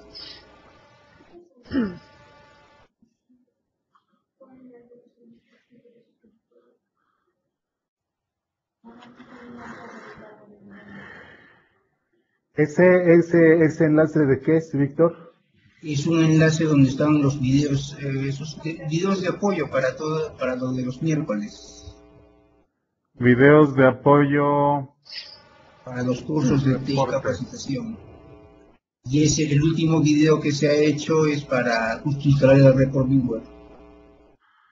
Ok, bueno, pues ahí está el enlace que nos comparte el compañero Víctor, que el miércoles pasado dio una sesión de reportes, precisamente.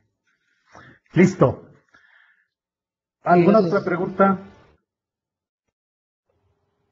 Ok. Sí, Miguel, yo puedo cambiar la estructura de mi proyecto. O sea, digamos, yo no quiero que todas las librerías estén como veíamos ahorita en la misma, como decir, en la misma carpeta, en la misma zona, sino que yo quisiera darle un orden en este directorio hago organizar estas DLLs, por decir, en este otro directorio quisiera colocar, por ejemplo, no sé, las imágenes que se usan en el proyecto, etcétera, etcétera. Es decir, yo poder alterar como esa carpeta de proyecto que me sugiere Visual Studio. La estructura base no la puedes cambiar, pero sí Bueno, puedes listo, la crear estructura. más carpetas si lo necesitas. Ah, ok. Sí. O sea, sí puedo cambiarla y que él pueda leer esas DLLs sin Las problemas, DLL ¿cierto? siempre van a estar en la carpeta bin. Ya. Y esa que para que la lea me tocaría manualmente que decirles váyase hasta a este directorio o cómo sería allí. No le tienes que decir nada, ya lo ejemplifiqué yo, ¿no? Nada más agregas una referencia y listo. Ah, ya. O no Así. entendí tu pregunta o no vistes la demo. Sí, pero digamos que, como te digo, si yo lo quisiera colocar en otras carpetas, ¿cómo La estructura lo base, te repito, no la puedes modificar, pero sí puedes agregar más carpetas. Mm.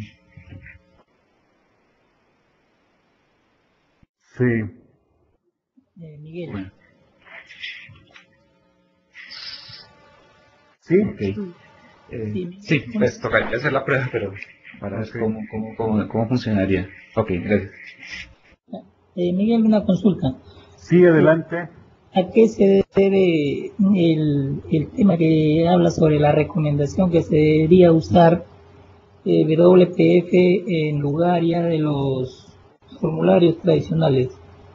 Hay varias razones, las dos más principales es que con WPF haces uso óptimo de los nuevos recursos, de los nuevos equipos de cómputo. Principalmente la tarjeta de gráficos. La explotas bastante bien con WPF, cosa que no haces con Windows Form. Otra razón también de peso es que Windows Form, o más bien, Windows Presentation Foundation te permite implementar desarrollo utilizando patrones de diseño, como por ejemplo MVVM. El framework de Windows Presentation Foundation ya está listo para trabajar con MVVM, cosa que no lo tienes con Windows Form. Trabajar con MVVM es una manera más profesional de desarrollar aplicaciones Windows que al viejo estilo de las Windows Form, donde prácticamente tienes una programación orientada a eventos. En comparación con desarrollar con Windows Presentation Foundation, que puedes implementar el patrón en MVVM y entonces empiezas a separar responsabilidades. El diseñador gráfico que haga la vista, el desarrollador de base de datos pudiera ser el modelo, y el desarrollador también ya más avanzado en la lógica de negocios, y otro desarrollador pues que haga el view model. Entonces te permite trabajar así muy transparentemente en un grupo de programadores, cada quien haciendo lo suyo sin que tengamos conflictos al combinar nuestros trabajos, cosa que no se presta muy bien Windows Form. Ok, gracias. Sí, son dos razones así de peso muy importantes. Sin embargo, tú dices, no quiero que mi aplicación corra en equipos de los nuevos. Bueno, vete a Windows Form. Tampoco quiero trabajar en grupo, yo soy solito y no me interesa implementar buenas prácticas. Bueno, ok, quédate con Windows Form. Por eso es que todavía existe, todavía hay posibilidad. ¿sí? Otra ventaja que tienes de WPF es que utiliza SAML. Y si tú aprendes a desarrollar con SAML, ya puedes considerarte que puedes programar con distintas plataformas. Esto es con WPF para desktop, con Windows Store para la nueva interfaz de usuario de Windows, con Windows Phone, con Silverlight, todo ello prácticamente tu aplicación casi pudiera ser transportable a los distintos entornos con algunos cambios para adecuarlo a la plataforma, pero todos ellos utilizan SAML como lenguaje de programación para el diseño de las vistas. Es muy interesante. Si no has trabajado con Presentation Foundation o con SAML, yo te recomiendo mucho que lo hagas. Probablemente te pueda gustar y mucho. Sí. ¿Alguna otra pregunta? Listo. Dianet, preguntas. ¿Estará o no estará? ¿Qué? Dianet, preguntas. Preguntas, Dianet. Lo que pasa es que a lo mejor es algo que ya explicaste. Bueno, pues si ya lo expliqué, te digo, ya lo expliqué y te vuelvo a explicar. Que no estuve. Ajá. Es referente a los métodos estáticos. Sí. ¿Podrías dar un ejemplo, cómo decirte, como que con peras y manzanas, en qué casos se podrían utilizar? ¿Sí me explico? O sea, entiendo que solamente se pueden acceder a través de la clase y no como una instancia del objeto. Sí. O sea, ¿en qué casos se pueden aplicar, Miguel? No sé si me puedes dar un ejemplo. Sí, si tú tienes un método que vas a invocar constantemente en muchas partes de tu aplicación, mete ese método como estático en una clase para que ya nada más lo consumas y no tengas que estar instanciando. Es como lo que teníamos en la programación procedural, que tenías las funciones globales y nada más las consumías así. Bueno, pues así los métodos estáticos los puedes utilizar como tus funciones globales. Ok, es como si fuera una variable global, por así decirlo, como las variables globales. Por así decirlo, también se utilizan para ello. Si tú tienes, por ejemplo, una aplicación que tiene su punto de entrada y pides un user y un password, vas a la base de datos, buscas el user, buscas el password y probablemente te traiga sus permisos. Para que no tengas que estar buscándolo cada vez, mejor lo metes en una clase estática como miembro estático y ya lo tienes disponible durante toda tu aplicación. Ok, perfecto, Miguel. Nada más sería eso. Muchas gracias. Ok. Bueno, pues no hay más preguntas. Mañana, miércoles. Miguel, una consulta. Sí. Disculpa, hablando de la parte estática, que acaba de preguntarte la amiga, escuché un tema sobre lo que eran clases Singleton, que creo que se referencia a parte de clases estáticas. Esta parte no la entiendo muy bien, pero sí escuché que trabajaba con un estático. Quería si podrías aclarar ese tema, no sé si puedas asumir que es un método o clase Singleton. Bueno, realmente no es que sea la clase o el método, sino más bien que hay un patrón conocido como patrón de Singleton. El patrón Singleton te permite que una clase no pueda ser instanciada más de una vez. Para implementar el patrón Singleton requieres de una clase que exponga un constructor, o más bien que no exponga constructor público. Al no exponer un constructor público, no lo puedes instanciar. Entonces, ponle un método estático. Un método estático no requiere instancia. Haz que el método estático devuelva una instancia de la clase. Cada que te pidan una instancia de la clase, tú devuelves esa instancia. Si ya la creaste, devuelve la que ya creaste. Si no la has creado, créala. Y con eso evitas que el programador cree muchas instancias de tu clase. Eso es en resumen el patrón singleton, que implica el uso de un constructor privado y el uso de un método estático que te permita crear internamente una instancia de la clase, la cual vas a devolver y va a ser la única que vas a utilizar. Usos prácticos: una pantalla donde ofrezcamos un menú archivo o un menú catálogo de proveedores. El usuario le pica al menú catálogo proveedores y se abre la ventana de proveedores. Si el usuario le da archivo catálogo proveedores, se abre otra ventana. Si le da archivo catálogo proveedores, se abre otra ventana. Ya tiene 3 ventanas. Y luego te dice, oye, tengo 3 ventanas, ya no sé cuál. Ok, listo. Implemento el patrón singleton en un formulario. Le da archivo catálogo proveedores.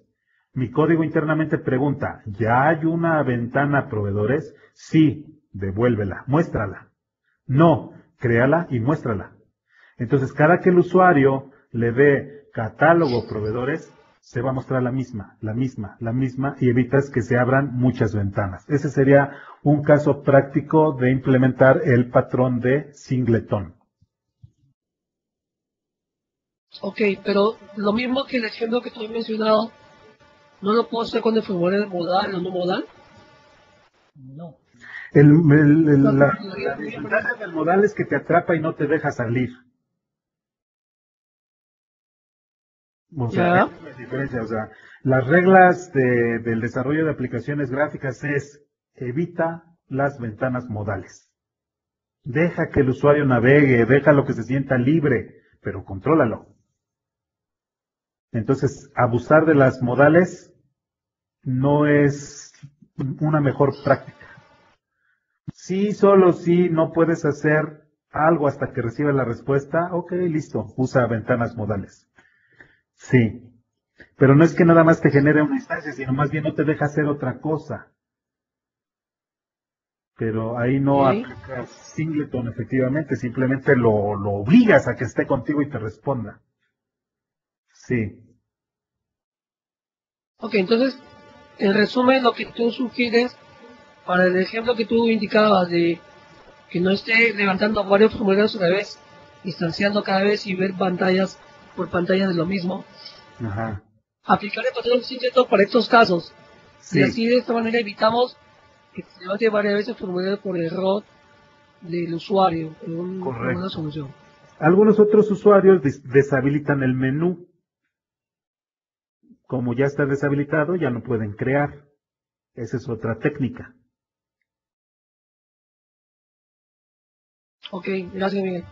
Sí, pero normalmente, por ejemplo, imagínate que abras el catálogo de proveedores. Ok, luego te fuiste a buscar a la ventanita de productos porque requerías ahí, a ver qué producto, etcétera, ¿no? Entonces, tu ventana de proveedores, a lo mejor el usuario no es un usuario muy hábil en el manejo de ventanas, entonces tu formulario de proveedores se quedó atrás. Lo que hace el usuario es menú, catálogo de proveedores. Si se lo deshabilitas, ups, ¿dónde quedó? Ya no puedo. Oye, ya no puedo. Ok, no se lo deshabilites. Déjalo habilitado y cuando cuando le dé clic, muéstrale el que ya había creado previamente. Entonces, nuevamente ahí, patrón singleton. Miguel, Sí, el patrón singleton tampoco te permite que esté cargado tu aplicación 2 veces, ¿verdad? Toda la aplicación en sí. Es como decirte, yo cargo el Word, me cargo, no sé, un documento X. Luego vuelvo a cargar y abro otro documento, lo tengo doble descargado ahí. Igual no te permite que cargues 2 veces la misma aplicación.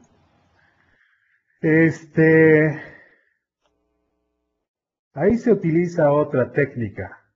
Realmente yo no la considero como patrón singleton, salvo por el hecho de que es una sola instancia de la aplicación. Sí. Pero más que nada, digamos que pues es que sí, bajo el concepto de cómo lo ves, de que solo se lanza una instancia de la aplicación, entonces ya es un singletón. Ok, bajo ese concepto, sí. Pero digamos que el patrón de singletón está más aplicado al concepto de cómo instancias tus clases.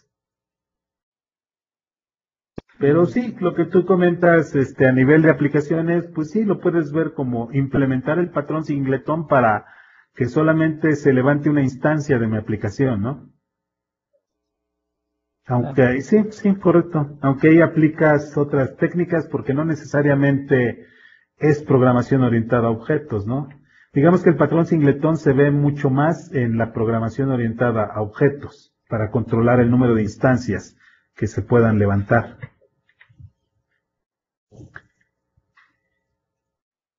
Bueno, buenas noches. Sí.